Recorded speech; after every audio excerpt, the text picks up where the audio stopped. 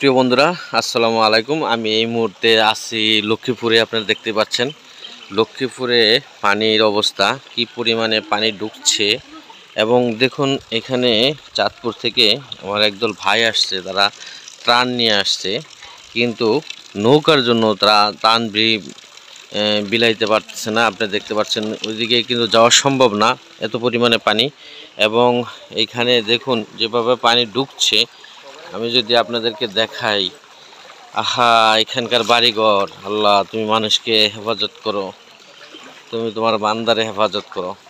দেখতে পাচ্ছেন কিভাবে পানি ঢুকছে স্রোতে। আমি যদি আপনাদেরকে দেখাই কিভাবে ঢুকছে, সব প্লাবিত হয়ে গেছে, সব প্লাবিত হয়ে গেছে, কিছুই নাই এখানে, সব বিলীন হয়ে যাচ্ছে। দেখেন দেখেন এখানে কি অবস্থা। সবাই এই এলাকাবাসীর জন্য দোয়া করবেন। এই আশেপাশে যারা পানিতে প্লাবিত হয়ে গেছে, লক্ষ্মীপুর ৩-৪টা গ্রাম অলমোস্ট প্লাবিত হয়ে গেছে। এবং পানি দেখতেই পাচ্ছেন, রাস্তা ওভার হয়ে, এটা কিন্তু রাস্তা দেখতে পাচ্ছেন রাস্তা, এই রাস্তা ওভার হয়ে পানি কিভাবে ঢুকছে।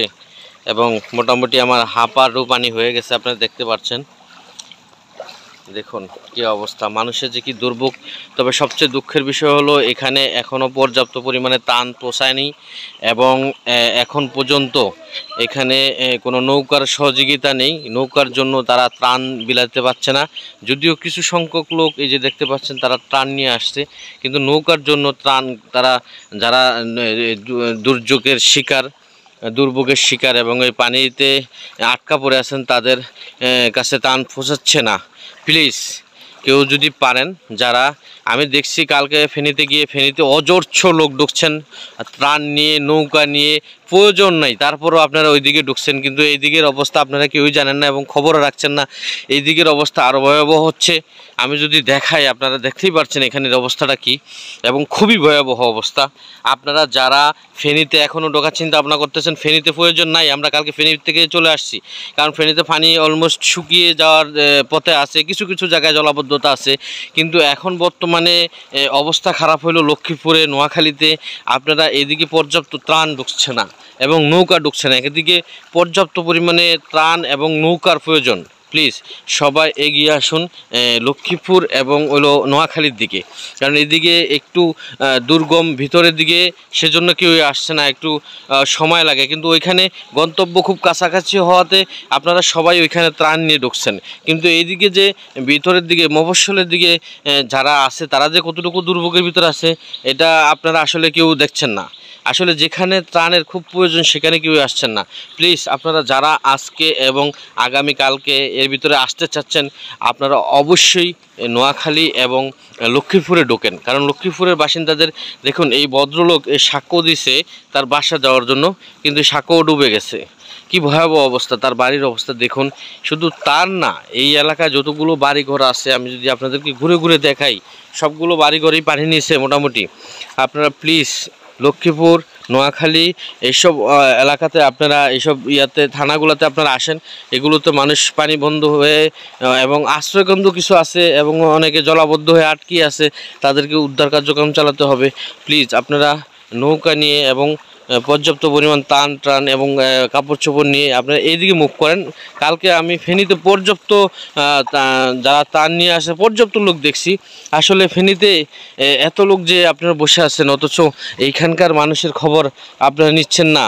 তবে আমি একটা মেসেজ দিতে চাই, আপনারা ওইদিকে যতটা মুভ করছেন, ওই দিকের থেকে কিছু লোক আপনারা এদিকে মুভ করার চেষ্টা করেন, কারণ এদিকের মানুষের অবস্থা ভয়াবহ হয়ে যাচ্ছে। কারণ ওই পানিটা এদিকে চাপছে, এইদিকে চাপার কারণেই এইদিকে প্লাবিত হয়ে যাচ্ছে, কারণ ওই দিক থেকে পানি কমে এখন এইদিকে নিম্ন অঞ্চলের দিকে আসতেছে। সবাই প্লিজ লক্ষ্মীপুর, নোয়াখালীর দিকে আসার চিন্তা ভাবনা করুন, মাথা রাখুন। একটু কষ্ট হইলো, কারণ আপনারা তো মানুষের সহযোগিতায়, আমরা মানুষের জন্য, জীবনের জন্য। তাই বলছি আপনারা প্লিজ সবাই এইদিকে একটু নজর দেন, লক্ষ্য করেন এদিকে। সবাই ভালো থাকবেন, সুস্থ থাকবেন। আমি আবারও এই অন্য এলাকার এই যে দেখুন, এই ভাইয়েরা ত্রাণ দেওয়ার জন্য তারা নৌকা না পেয়ে কিনে আসছে, এইটা দিয়েই তারা ঝুঁকি নিয়ে ত্রাণ দেওয়ার জন্য যাবে।